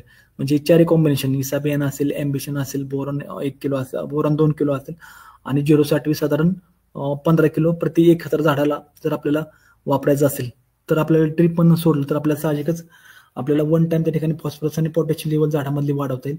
अमिनो ऍसिड बेस असल्यामुळे त्या ठिकाणी जो अपटेक आहे तो आपल्याला चांगला त्या ठिकाणी दिसून येईल. पण एक लक्षात घ्यायचं जर आपल्याला ड्रीप मधून जर आपल्याला सोडणं शक्य नसेल तर त्या ठिकाणी आपल्याला हे सगळं द्रावण म्हणजे 1000 लिटर पाण्यामध्ये आपण बोरॉन 2 किलो घेतोय, इसाबेन 1 लिटर घेतोय, एम्बिशन 1 लिटर घेतोय आणि 0.28 आपण 15 किलो घेतोय. हे चांगलं 1000 लिटर पाण्यामध्ये आपल्याला मुरवायचंय आणि प्रति झाड आपल्याला 1 लिटर पाणी आपण त्या ठिकाणी द्यायचंय. आणि जर तुम्हाला जास्त प्रमाणात पाणी द्यायचं तर हे पूर्ण सोल्युशन आपल्याला 2000 लिटर टाकीमध्ये तयार करून प्रति झाड आपल्याला 2 लिटर पाणी दिलं, 2 लिटर ते द्रावण जर दिलं तर आपल्याला चांगल्या प्रकारे त्या ठिकाणी रिझल्ट हा लगेच त्या बागेमध्ये दिसू शकतो. त्या अनुषंगाने आपण तो आता प्रयत्न जरी केला तर आपल्याला निश्चित त्याचा फायदा हा दिसून येईल. आता ज्यावेळी आपण बागेमध्ये सेटिंग करण्यासाठी चांगल्या प्रकारचा प्रयत्न करतोय मग तशा कंडिशन आपल्याला रोग आणि कीड व्यवस्थापनासाठी आपल्याला प्रयत्न करणं खूप गरजेचं आणि आवश्यक आहे. कोणत्याही पिकामध्ये जरी म्हटलं त्या ठिकाणी आपल्याला प्राथमिक खर्च जो आहे तो हा खर्च त्या ठिकाणी दिसून येतो. फळबागेमध्ये आज जर विचार करायला गेला तर पूर्णतः रोग आणि कीड व्यवस्थापनावरती साहजिक आपल्याला जास्त खर्च करणं आवश्यक असतं, कारण वेळोवेळी बदलणारं तापमान असेल, अजैविक जैविक ताण असेल, त्यामुळे त्या बागेवरती काही ना काही प्रमाणात रोग आणि किडीचा प्रादुर्भाव होत असतो. तशा कंडिशनला आपल्याला त्या ठिकाणी बागेमध्ये रोग आणि कीड व्यवस्थापन करणं मुख्यतः गरजेचं आहे. आता आंब्याच्या बाबतीत जर आपण म्हणायला गेलं, आंब्यामध्ये मुख्यतः भुरी असेल, करपा आणि रसशोषक कीड ह्या 3 वरती रसशोषक कीड इन द सेन्स तुडतुडं ह्या 3 प्रकारचे रोग आणि किडींचं नियंत्रण आपल्याला करणं 100% गरजेचं आहे, जेणेकरून आपल्याला बागेमध्ये चांगल्या प्रकारचं उत्पन्न हे मिळतं. आता भुरीच्या बाबतीत जर चर्चा करायला गेलं तर तुम्हाला खाली 3 प्रकारचे फोटो मी दाखवले इथं. ज्या ठिकाणी आपले सेटिंग झालेलं त्या सेटिंगवरती जो देठ आहे किंवा फळ आहे त्यावरती कशा प्रकारे बुरशीचा प्रॉब्लेम झालेला आहे. 2 नंबरला जर अख्खा मोहरचा जर गुच्छ आपण बघितलं तर गुच्छामध्ये कशा प्रकारचा भुरी रोगाचा प्रॉब्लेम झालेला आहे. आणि तिसऱ्यामध्ये फोटोमध्ये जास्त प्रमाणात जर भुरी असेल तर त्याचं पूर्ण झाडावरती किंवा त्या फांदीवरती कशा प्रकारे इन्फेक्शन झालेलं आहे. आता बऱ्याच अंश लोकांना वाटतं की तो बागेमध्ये ते झाडाचा प्रकार तसा आहे किंवा ते येतोच तसं.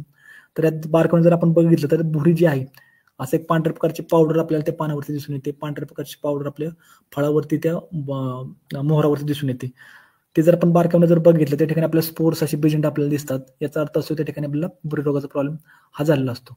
आता ह्यात जर म्हणायला गेलं तर मुख्यतः ओडियम मॅन्जिफेरा या नावाच्या स्पेसिसमुळे हा रोग आंब्याला होतो. यामध्ये मुख्यतः मोहर असेल, मोहरावरती हा प्रॉब्लेम आपल्याला लवकर दिसून येतो, ज्यामुळे जो झाडावर आलेला मोहर असेल किंवा कच्ची फळ असेल गळ आपल्याला त्या ठिकाणी लवकर चालू होते. मोहरावरती पांढऱ्या रंगाची बुरशी आपल्याला दिसून येते. तसेच फुलांपेक्षा पाकळ्यांच्या दलावरती हा जास्त प्रमाणात रोग आपल्याला परिणाम झालेला दिसतो. म्हणजे जो काही सेटिंग आपण जो म्हणतो ते सेटिंग होण्यासाठी जे काही महत्वाचे घटक आहेत ते दलावरती फुलांच्या दलावरती हा रोग येथील प्रॉब्लेम करतो आणि त्या ठिकाणी फुले न उमलतात, म्हणजे त्यामध्ये सेटिंग न होण्या अगोदरच हे गळून जातात आणि त्यामुळं त्या ठिकाणी सेटिंग कमी असल्यामुळे साहजिकच आपल्याला उत्पन्न कमी निघतं. आता ही होण्यामागचं कारण जर आपण पाहिलं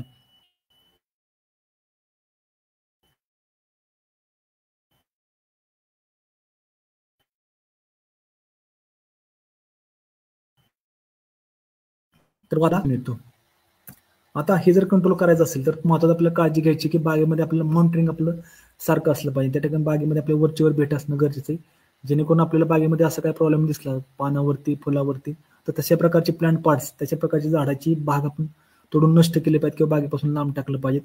इव्हन त्या ठिकाणी जर शक्य झालं तर प्रिव्हेंटिव्ह मध्ये किंवा जरी भुरी रोग दिसला थोड्याफार प्रमाणात त्यांनी खालील प्रकारची जी काही बुरशीनाशक आहे त्यामध्ये सल्फर असेल तर बेटेबल सल्फर 2 ग्रॅम म्हणजे सल्फेक्स नावानं मार्केटला उपलब्ध होईल. स्कोर बुरशीनाशक आहे ते अर्ध्या मिलीनं, इंडेक्स बुरशीनाशक जे आहे ते साधारण 0.5 ग्रॅम लिटरला किंवा कोणता बुरशीनाशक असेल साधारण 0.5 मिली प्रति लिटर पाणी घेऊन आपण त्या ठिकाणी फवारणी करणं गरजेचं आहे.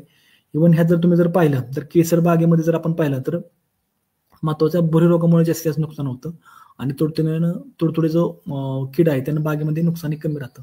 तशा कंडिशनला इनिशियली आपण इनिशिएटिव्ह घेऊन किंवा त्या ठिकाणी प्रयत्न करून भुरी रोगासाठी पहिलं फवारणी शेड्यूल आपल्याला करणं गरजेचं आहे, जेणेकरून आपल्याला त्या ठिकाणी लवकरात लवकर आणि चांगल्या प्रकारे त्या भुरीवरती कंट्रोल मिळवता येईल. आता मराठवाड्याच्या तुलनेत जर म्हणायला गेलं तर तुडतुड्याचा जो प्रॉब्लेम आहे तो कोकणामध्ये जास्त असतो. ते मागचं कारण एक आहे की कोकण भागामध्ये तुम्ही जर पाहिलं तर आर्द्रता ही खूप जास्त प्रमाणात असते आपल्या विदर्भ मराठवाड्यापेक्षा, त्यामुळे त्या ठिकाणी तुडतुडा आपल्याला लगेच जाणवतो. पण आपल्या भागामध्ये आपल्याला भुरी रोग हे लवकर लक्षणच येतात. आता करप्याच्या बाबतीत जर म्हणायला गेलं तर मुख्यतः 39% आपल्याला आंब्याचं नुकसान या ठिकाणी या करप्या रोगामुळे होतं. मुख्य तुम्ही जर पाहिलं तर नवीन फुट असेल किंवा तयार झालेली फळावरती हे साधारण आर्द्रताचं प्रमाण जर वाढलं म्हणजे 95% पेक्षा जर जास्त आर्द्रता आणि 25°C आसपास जर तापमान असेल ठिकाणी बागेमध्ये आपल्याला कर्करोग हा दिसून येतो. त्यामध्ये पानावरती वेडेवाकडे आकार, कमी जास्त जाडीचे कमी जास्त रुंदीचे गोलाकार वेळ किंवा गोलाकार असे त्या ठिकाणी करपलेले भाग आपल्या पानावरती दिसतात किंवा खोडावरती दिसतात. तुम्ही जर नवीन पालवी पाहिली तर त्या ठिकाणी आपल्याला इझिली हे लक्षण दिसून येतं. तशा ठिकाणी आपल्याला सिस्टमॅटिक जरी आपण बुरशीनाशक म्हणजे आंतरपळावर जर बुरशीनाशक घेतलं तर आपल्याला साधा जरी 22 सारखं जरी बुरशीनाशक घेतलं साधारण 1 ग्रॅम प्रति लिटर पाणी तरी आपल्याला त्या ठिकाणी लवकर त्या ठिकाणी आपल्याला कर्करोगावरती नियंत्रण मिळवता येतं. त्यामुळं त्या ठिकाणी आपल्याला त्याच्यामध्ये जास्त रिस्क राहत नाही, पण प्रिव्हेंटिव्ह मध्ये जर आपण एक काम केलं तर निश्चित आपल्याला त्या ठिकाणी फायदा दिसून येतो. धुके असेल किंवा दव जर असेल तर त्या दव आणि धुक्यामुळे सुद्धा आपल्याला त्या ठिकाणी बागेवरती करप्या रोगाचा प्रादुर्भाव लगेच होतो आणि त्या ठिकाणी नुकसानही जास्त होतं. आता करप्याचं जर कंट्रोल जर करायचं असेल तर ठिकाणी आपल्याला मुख्यतः इझीसाठी आपल्याला फांद्याची छाटणी असेल की आपण प्रुनिंग म्हणतो किंवा झाडावरून पडलेले पानं असतील किंवा फांदे असेल ते लवकर छाटणी करून आपल्याला त्याचे जाळून टाकणं किंवा गाळून टाकणं आपल्याला गरजेचं आहे. आता तुडतुड जर म्हटलं तर मुख्यतः आपण जर बघितलं तर नवीन फूट असेल किंवा मोहर असेल ह्याचं लक्षण आपल्याला इझिली दिसून येतं. म्हणजे ह्यात जर सांगायला गेलं एक तुडतुडे आकाराने लहान 2 मिलीमीटर लांब किंवा भुरकट तपकिरी रंगाचे असून तिरके चालतात, ज्यामध्ये त्यांच्या डोक्यावरती तांबड्या रंगाचे 3 टिपके असतात. जर आपण कीटक जर पकडायला गेलो तर इझी आपल्याला पकडता येत नाही, डोळ्याने फक्त विजिबल असतो, पण हाताने आपल्याला इझिली पकडता येत नाही, कारण त्याची मुवमेंट ही फास्ट असते. साधारण ते वर्षभर आंबे झाडावरती राहतात. आंब्याला जी काही कवळी फूट निघते, म्हणजे तुम्ही जर कधी कधी बघित असेल तर कवळी फूट आपल्याला अशी त्यावरती सुरकतलेली दिसते. याचा अर्थ असतो की त्यावरती थ्रिप्स किडीचा ऑलरेडी त्यावर प्रादुर्भाव झालेला असतो. त्या अनुषंगाने आपण जर पाहिलं ते वाढ स्टंटेड राहते किंवा त्या ठिकाणी एकसारखी वाढ आपल्याला दिसत नाही. इव्हन त्यामध्ये डिफिशियन्सी दिसते किंवा तो कॉर्पोरागोज आपल्याला प्रॉब्लेम त्याच्यावरती दिसून येतो. आता यामध्ये जर पाहिलं तर ही थ्रिप्स जी आहे ती झाडातलं अन्नरस शोषून घेते आणि त्याची विष्ठा आहे ती झाडाच्या फांद्यावरती किंवा पानावरती सोडते आणि त्याच्यावरती बुरशी तयार होते. आणि बुरशी तयार झाली की त्या ठिकाणी मग आपण म्हणतो की झाडावरती रोग आला. मग त्या अनुषंगानं ही जी तुडतुडे आहे तर तुडतुड्याला आपल्याला कंट्रोल करणं महत्त्वाचं गरजेचं आहे, जेणेकरून आपल्याला पुढच्या अवस्थेमध्ये त्या झाडावरती जास्त प्रमाणात आपल्याला त्या ठिकाणी बुरशीजन्य रोगाचा प्रादुर्भाव हा होणार नाही. त्या अनुषंगाने आपल्याला मोहराचं रक्षण जर करायचं असेल तर सुरुवातीपासून आपल्याला फवारणी करणं किंवा फवारणीवरती लक्ष देणं गरजेचं आहे. आता यामध्ये कोणकोणत्या फवारणी त्या संदर्भात आपण ह्या थोडक्यात जाणून घेऊया, कारण आज बऱ्याच अंशी शेतकऱ्यांना ही शंका असते की बाबा बाग तर चांगली आहे, पण मला रोग आणि किडीचं नियंत्रण चांगल्या प्रकारे करायसाठी काय करावं लागेल. तर त्या ठिकाणी एकूण 6 फवारण्याचं मी शेड्यूल या ठिकाणी तुम्हाला दिलेलं आहे, जेणेकरून आपल्याला चांगल्या प्रकारे करपा असेल, भुरे असेल आणि तुडतुडं ह्या तिन्हींचं आपल्याला नियंत्रण करता येईल.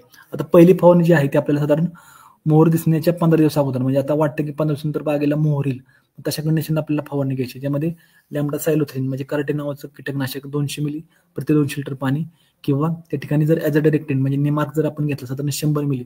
मग ही फवारणी घेताना आपल्या मुख्यतः खोडावरती, फांद्यावरती, पानावर आपल्याला कॉमन स्प्रे आपल्याला घेणं गरजेचं आहे. याच्या मागचं कारण काय की आपल्या झाडावरती काय जे काही थ्रिप्स म्हणजे थोडे जे काही जे घटक आहेत, जॅसिडचे जे काही प्रॉब्लेम आपल्याला दिसतो की त्याचे काही अंडे असतील, त्याचे ॲडल्ट्स असतील, त्याचं 100% नायनाट करण्यासाठी आपल्याला त्या ठिकाणी पहिल्यांदा कराटे किंवा निमार्कचं फवारणी करणं आपल्याला गरजेचं आहे. फक्त घेताना मोहर यायच्या अगोदर आपल्याला ती फवारणी करणं गरजेचं आहे.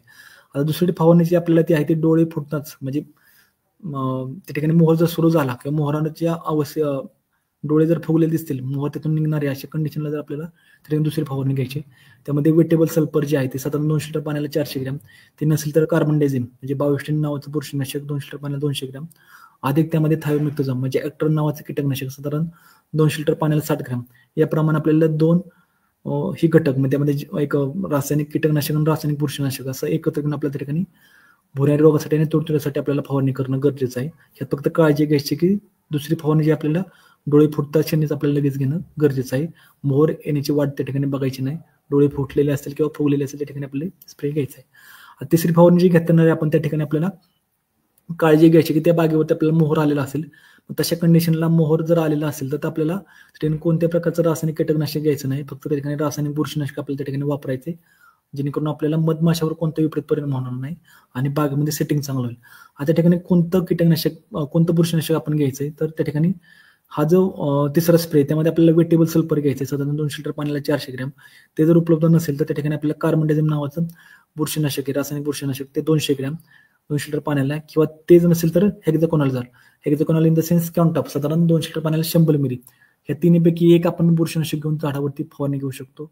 किंवा त्या ठिकाणी जर वाटलं की आपल्याला त्या ठिकाणी मोहर अजून उमाला नाही किंवा त्या ठिकाणी अजून मधमाशीचा वावर कमी, तशा कंडिशनला आपल्याला इमिडाक्लोप्रिड नावाचं जे काही इमिडाक्लोप्रिड नाव घटक असलेलं जे काही कीटकनाशक आहे, म्हणजे कॉन्फिडर नावाचं जे कीटकनाशक आहे ते आपल्याला त्या ठिकाणी आपल्याला वापरणं गरजेचं आहे, जेणेकरून आपल्याला त्या ठिकाणी जर काही रशीद किडीचा प्रॉब्लेम असेल तर आपल्याला कंट्रोल करता येईल. फक्त हे फवारणी घेताना आपल्याला काळजी घ्यायची की दुसरी फवारणी झाल्यानंतर साधारण 2 आठवड्यांनी म्हणजे 15 दिवसांनी आपल्याला दुसरी फवारणी घ्यायची. ही काळजी आपण तिसरी फवारणी आपल्याला घ्यायची, त्याप्रमाणे आपण नियोजन करणं आवश्यक आहे. आता चौथी फवारणी जर आपण घेणार आहे तर चौथी फवारणी आपली तिसऱ्या फवारणीनंतर 2 आठवड्यांनी म्हणजे साधारण 15 दिवसांनी आपल्याला चौथी फवारणी घ्यायची. त्यामध्ये मुख्यतः वेटेबल सल्फर म्हणजे जे गंधक आहे, घुलनशील गंधक, ते साधारण 400 ग्राम 200 लिटर पाण्याला, ते शक्य नसेल किंवा ते उपलब्ध नसेल तर कार्बनडायझिम नावाचं रासायनिक बुरशीनाशक ते 200 ग्रॅम 200 लिटर पाण्याला, किंवा हेक्झाकोनाझोल किंवा कॉन्टॉप नावाचं तिसरं बुरशीनाशक 200 लिटर पाण्याला 100 मिली. म्हणजे जो तिसरा स्प्रे तो जर आपण चौथा स्प्रे म्हणून रिपीट जर केला तर आपल्याला त्या ठिकाणी काही अडचण नाही, जेणेकरून आपल्यावरती प्रिव्हेंटिव्हमध्ये आपल्याला त्या झाडावरती भुरी, करप आणि तुडतुड्यासाठी आपल्याला काम करता येईल. इव्हन यामध्ये आपल्याला एक करता येईल की जरी काय रशीद किडीचा प्रॉब्लेम आपल्याला दिसला, म्हणजे कुठं बागेमध्ये आपल्याला मेणासारखा मधासारखा कुठे चिकटसर आपल्याला बागेमध्ये दिसला तर तशा कंडिशनला आपण थायोमिथोझम किंवा ॲक्टर नावाचं जरी कीटकनाशक घेतलं तरी आपल्याला त्या ठिकाणी फायदेशीर राहील. आता 5वी फवारणी जी आपल्याला घ्यायची ती साधारण 4थ्या फवारणीनंतर 2 आठवड्यांनी आपल्याला घ्यायची. तुम्ही जर बघितलं तर पहिली आणि दुसरी फवारणी म्हणजे पहिल्या फवारणीनंतर दुसरी फवारणी जी आहे आपल्याला ती फक्त डोळे फुटतात त्या क्षणी घ्यायची, पण तिसरी 4थी आणि 5वीची फवारणी ती आपल्याला पूर्णतः 15 दिवसांनी आपल्याला कंटिन्यू करायची. म्हणजे साधारण आपल्या जर फवारणी आपण जर बघितली साधारण 2.5 ते 3 महिन्याच्या फवारणीचं शेड्यूल आपण तुम्हाला या ठिकाणी देतोय. तुम्ही जर आता शेड्यूल चालू केलं तरी माल निघेपर्यंत आपल्याला हे शेड्यूल चांगल्या प्रकारे प्रॉपरली युटिलाइज करता येईल. बागेमध्ये रोगकिडीचा प्रॉब्लेम आपल्याला कमी करता येईल. आता 5वी फवारणी घेताना जी आपल्याला जी फवारणी घ्यायची ती 4थ्या फवारणीनंतर आपल्याला 2 आठवड्याने आपल्याला 5वी फवारणी घेणं गरजेचं आहे. 5वी फवारणी घेणं गरजेचं आहे. यामध्ये आपल्याला मुख्यतः वेटेबल सल्फर म्हणजे जरी गंधक म्हटलं तरी 400 ग्राम प्रति 200 लिटर पाण्याला कॉन्टॉप किंवा जर आपण हेक्झाकोनल जरी म्हटलं तर 100 मिली 200 लिटर पाण्याला आणि कार्बन डायझॅम नावाचं जे काही रासायनिक बुरशीनाशक आहे साधारण 200 ग्रॅम 200 लिटर पाण्याला या तीनपैकी आपण एक वापरू शकतो. अधिक सोबत बिप्रेझिन म्हणजे जर मिलीबग सारखा काही प्रॉब्लेम आपल्या बागेमध्ये दिसून आला किंवा त्याचं लक्षण काय जाणवलं तर तशा कंडिशनला आपल्याला बिप्रेझिन 2 मिली प्रमाणे म्हणजे 200 लिटर पाण्याला 400 मिली या प्रमाणात आपल्याला फवारणी करणं गरजेचं आहे. आणि 6वी जी फवारणी ती 6वी फवारणी आपल्याला 5च्या फवारणीनंतर पुन्हा 2 आठवड्यांनी म्हणजे 15 दिवसांनी घेणं गरजेचं आहे. ह्याच्या रेफरन्स मुख्यतः गरज असेल तर म्हणजे बागेमध्ये जर आपला सेटिंग चांगला आहे रोगकिडीचा प्रॉब्लेम कमी दिसतोय तर तशा ठिकाणी आपण फवारणी घेतली नाही तरी चालू शकतं. पण जर शक्यता प्रॉब्लेम दिसत असेल कुठं म्हणजे पाणी साठवून झालेलं आहे अशा ठिकाणी आपल्याला हा प्रॉब्लेम शक्यतो जाणू शकतो. त्या ठिकाणी निचरा कमी आहे तशा कंडिशनला आपण तिसरी फवारणी घेऊ शकतो. त्यामध्ये वेटेबल सल्फर असेल कार्बन डायझॅम असेल किंवा हेक्झाकोनल म्हणजे सल्फेक्स नावाचं बुरशीनाशक असेल क्वांटम नावाचं असेल किंवा बाविस्टिन नावाचं बुरशीनाशक असेल. बाविस्टिन जरी घेतलं तर 200 लिटर पाण्याला 200 ग्रॅम हेक्झाकोनल जर घेतलं कॉन्टॉप जर घेतलं तर अर्धा मिली म्हणजे 200 लिटर पाण्याला 100 ग्रॅम 100 मिली आणि जर वेटेबल सल्फर घेतलं तर 200 लिटर पाण्याला 400 ग्रॅम हे आपण वापरू शकतो. इव्हन जर शक्य असेल जर गरज वाटली तर डेल्टा मेथ्रिन म्हणजे डिसीज नावाचं कीटकनाशक साधारण 200 लिटर पाण्याला 100 मिली त्या जरी आपण वापर केला तर निश्चित आपल्याला ठिकठिकाणी बागेवरती जर काही कोणत्या प्रकारचा रशीच्या प्रॉब्लेम असेल तर आपल्याला तो चांगल्या प्रकारे नियंत्रण मिळवता येईल. आता हे सर्व शेड्यूल आहे ते आजच्या कंडिशनला लागू होते. त्या अनुषंगाने जरी आजपासून जरी आपल्या बागेवरती काम केलं तर आपल्याला बाग पूर्णतः रोग आणि किडमुक्त ठेवता येईल आणि त्या अनुषंगाने आपल्या बागेमध्ये चांगल्या प्रकारचं उत्पन्न हार्वेस्ट करता येईल. बऱ्याच अंशी अडचण अशी होती की लोक शेड्यूल घेतात पण ते प्रॉपर फॉलोअप घेत नाहीत किंवा त्यांना ऐनवेळी ते काही काम निघाल्यानंतर त्यांना ते शेड्यूल ते घेता येत नाही किंवा फॉलोअप करता येत नाही.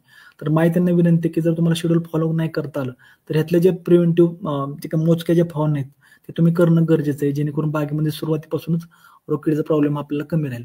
यामध्ये काळजी आपल्याला घ्यायची ज्यावेळी मोहरा अवस्था असेल त्यावेळी आपल्या मुख्यतः मधमाशा मरू नयेत किंवा बागेमधली मधमाशाचा वावर कमी व्हावा अशा प्रकारची जी काही रासायनिक कीटकनाशक आहे जसं तुम्हाला म्हटलं की बिप्रेझिन नावाचं असेल किंवा आपल्या ठिकाणी डेल्टा मेथ्रिन असेल त्याचा वापर शक्यतो आपण टाळायचा आहे आणि तशा कंडिशनला रासायनिक बुरशीनाशक आपल्याला शक्यतो त्या ठिकाणी आपण प्रेफर करणं गरजेचं आहे जेणेकरून आपल्या बागेमध्ये चांगल्या प्रकारचं रोग आणि कीड नियंत्रण राहील आणि उत्पादनही चांगलं त्या ठिकाणी दिसून येईल. शेतकरी मित्रांनो मला वाटतं यामध्ये प्रॉपर आंबा बागेतले जे मोहरी व्यवस्थापन आहे ते प्रॉपरित्या कसं होईल त्या अनुषंगाने आज आपण या ठिकाणी चर्चा केली.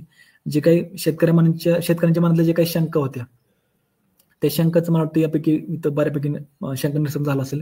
कारण मुख्यतः शेतकऱ्यांना ह्या ज्या गोष्टी आहेत त्या बऱ्याच अंशी माहीत नाहीत म्हणजे संजीवकाचा वापर असेल ऑक्सिजनचा इफेक्ट असेल पाटपाण्याचा फायदा असेल आणि रोग नियंत्रणासाठी प्रॉपर शेड्यूल हे आज शेतकऱ्यांपाशी नसेल. त्या अनुषंगाने आजचा स्पेशल आपण घेतला होता. मुख्यतः दिवसेंदिवस आंबा फळ लागवडीचं जर आपण पाहिलं तर क्षेत्र किंवा विस्तार वाढत चाललाय. त्या अनुषंगाने तंत्रज्ञान त्यामध्ये सघन लागवड असेल किंवा त्या ठिकाणी सुधारित गादीवापीवरती लागवड असेल हे तंत्रज्ञान लोक आत्मसात करतायत. पण बऱ्याच अंशी त्या ठिकाणी पाण्याचा ताण असेल म्हणजे बहार व्यवस्थापन असेल रोगकीड नियंत्रण असेल किंवा संजीवकाचा वापर हे बऱ्याच अंशी शेतकरी प्रॉपरित्या किंवा आयडियली करत नाहीत. त्या शेतकऱ्यांना एक प्रॉपर प्लॅटफॉर्म तयार व्हावा त्या अनुषंगाने आपण आजचा सेशन हा घेतला होता.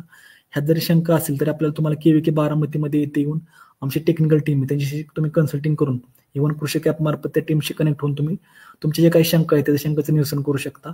कारण हा जो घटक आहे तो मुख्यतः आज बागेमध्ये आपल्याला इश्यू दिसून येतात हे इश्यूशी निगडीत आहे.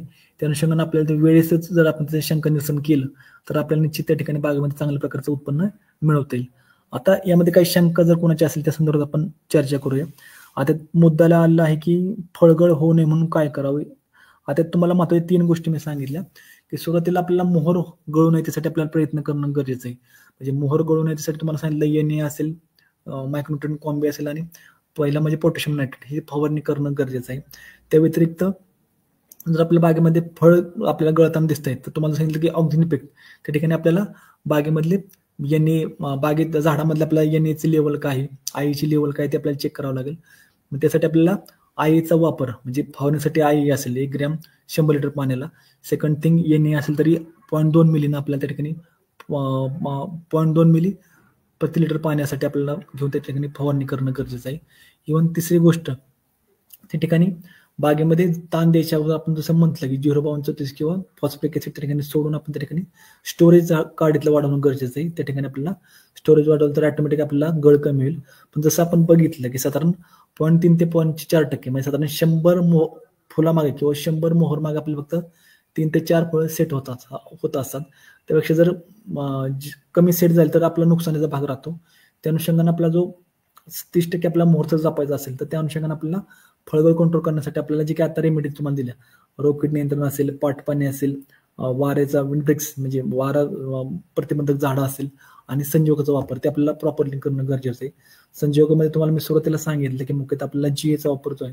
GA असेल, सेकंड थिंग युरिया आणि बायोस्टिनचा वापर असेल तो आपल्याला प्रॉपरली करणं गरजेचं आहे, जेणेकरून आपल्या त्या ठिकाणी गळ ही काही प्रमाणात आताच कमी करता येईल. आता पाणी नियोजनामध्ये तुम्हाला मी सांगितलं की मुख्यतः 2 प्रकारे पाणी नियोजन आपल्याला करणं गरजेचं आहे. म्हणजे 35°C वर जर तापमान त्या बागेतलं जात असेल किंवा त्या एरियातलं जात असेल त्या बागेतलं, म्हणजे जर उदाहरण द्यायचं जर फेब्रुवारी मार्च नंतर, आता फेब्रुवारी चालू झाले साधारण 28 ते 30°C तापमान आहे. जर काही थोडं थंडी कमी झाली तर 35°C पुढे तापमान जाऊ शकतं. तशा कंडिशनला बागेमध्ये आपल्याला पाटपाणी देणं गरजेचं आहे. म्हणजे अप टू बोराच्या आकाराचे फळे होईपर्यंत, आपण जो ऍपल बोर म्हणतो तशा आकाराचे फळे होईपर्यंत आपल्याला बागेमध्ये पाटपाणी देणं गरजेचं आहे, जेणेकरून बागेतलं जे ड्रायनेस आहे तो कमी होईल, बागेमध्ये आर्द्रता वाढेल आणि आर्द्रता वाढल्यामुळे पाण्याचा लॉस कमी होऊन त्या ठिकाणी सेटिंग हे प्रॉपर राहील. जर पाण्याची लेवल जर जास्त झाली तरी अडचण येऊ शकते.